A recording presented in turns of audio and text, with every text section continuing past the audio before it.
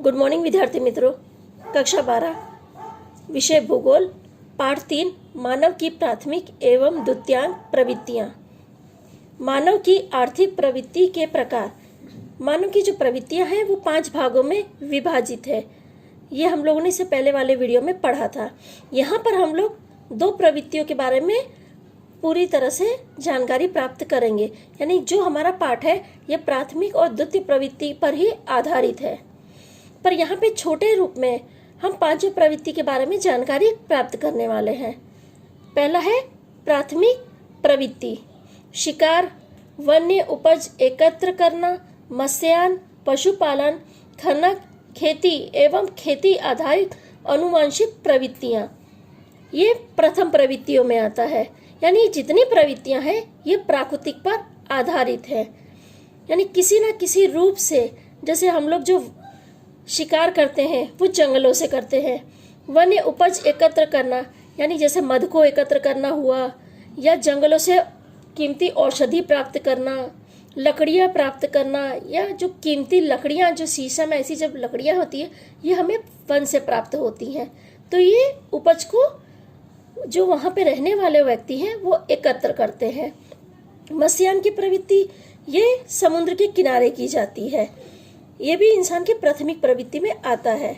पशुपालन, खनन यानी जमीन को खोद कर उसमें से जो कीमती धातु है या कीमती जो सामग्री है वो प्राप्त करना। खेती तो हमारी प्राथमिक प्रवृत्ति कही जाती है। खेती आधारित आनुवंशिक प्रवृत्तियाँ यानी खेती से लगती और भी जो प्रवृत्ति हैं ये सभी प्राथमिक प्रवृत्ति के अंदर आते हैं। दूसरा है द्वितीयक प्रवृत्ति। इस प्रवृत्ति के कारण प्राकृतिक संसाधनों का मूल्य बढ़ जाता है। यानी ये प्रवृत्ति हमारी जो प्रथम प्रवृत्ति है उस पर आधारित है।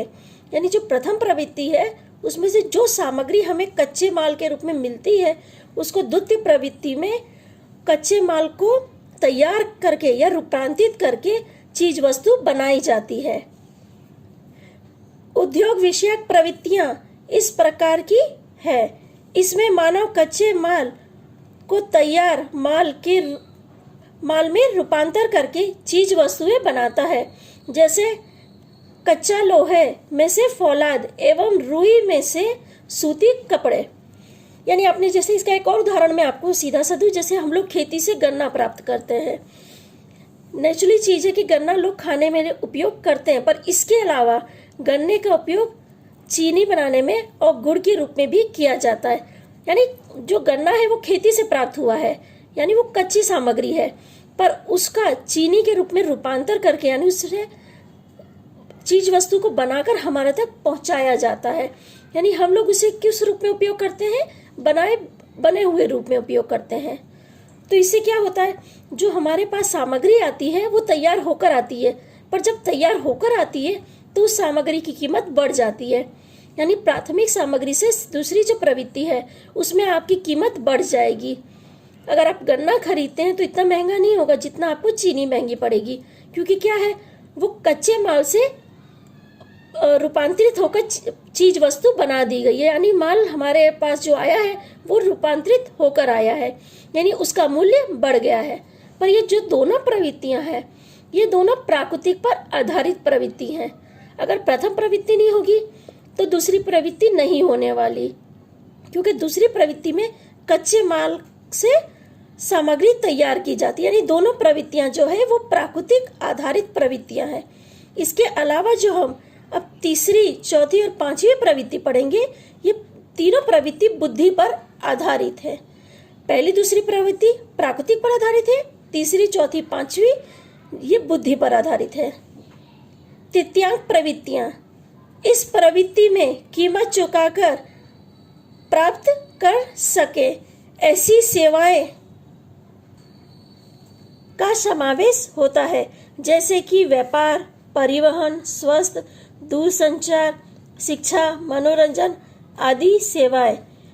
बिजली के कारीगर, टेक्नीशियन, दुकानदार, वाहन चालक, शिक्षक, डॉक्टर, वकील आदि के कार्य तृतीयक प्रवृत्ति में समाविष्ट है, जो अपने काम की कीमत लेकर आपको या आपकी सेवा प्रदान करते हैं।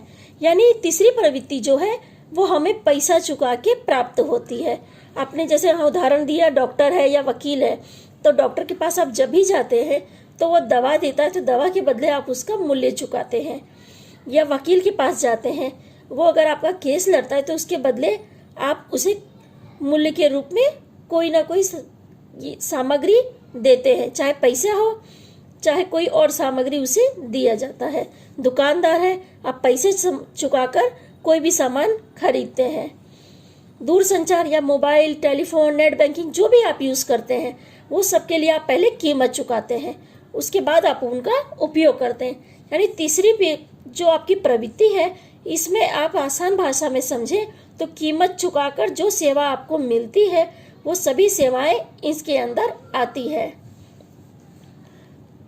चौथी प्रवृत्ति है चतुर्थांग प्रवृत्तियां। इसमें विशिष्ट प्रकार के कौशल वाले मानव की विशिष्ट प्रकार की सेवाओं का समावेश होता है, जैसे कि विशिष्ट ज्ञान आधारित उद्योग, संशोधन एवं विकासलक्षी सेवाएं, उच्च स्तर की राजनीतिक एवं प्रशासनिक सेवाएं, सूचना का उत्पादन एवं विश्लेषण, संसाधन एवं दूर संचार आदि सेवाएं। इसके अंदर आपकी ज़्यादातर उद्योग संबंधित सारी सेवाएं आती हैं। आपको सामग्री मार्केट से तैयार मिलती है, पर उसको बनाने के लिए भी काफ़ी दिमाग इंजीनियर लगाते हैं। तो ये क्या है, चौथी प्रवृत्ति के अंदर आता है। अगर मोबाइल का आप उपयोग कर भी रहे हो तो उसमें जो फंक्शन है या जो भी आप उसके अंदर देखते हैं वो कहीं ना कहीं उनका आविष्कार हुआ है, किसी न किसी ने उसका आविष्कार किया है। तो ये क्या है, ये सारी प्रवृत्तियां चौथी प्रवृत्ति में आते, यानी बुद्धि लक्षी प्रवृत्ति जो कही जाती है वो चौथी प्रवृत्ति है आपकी। और यहाँ पे पंचम प्रवृत्ति अलग अलग क्षेत्रों की विशिष्ट स्तर के विशेषज्ञों की सेवाएं, प्रशासनिक निर्णय निर्धारकों की सेवाएं, भिन्न भिन्न क्षेत्रों के कुशल सलाहकारों की सेवाएं एवं नई नीति निर्धारकों द्वारा दी जाने वाली सेवाएं पंचम प्रवृत्ति में समाविष्ट है। ये जो हमने तीनों प्रवृत्ति पढ़ी ना, तीसरी, चौथी और पांचवी जो हम प्रवृत्ति पढ़ रहे हैं, इसमें तीसरा है, इसमें तो लोग दिमाग लगाते ही हैं, पर जो चौथी प्रवृत्ति है उसमें उससे ज्यादा दिमाग का उपयोग होता है।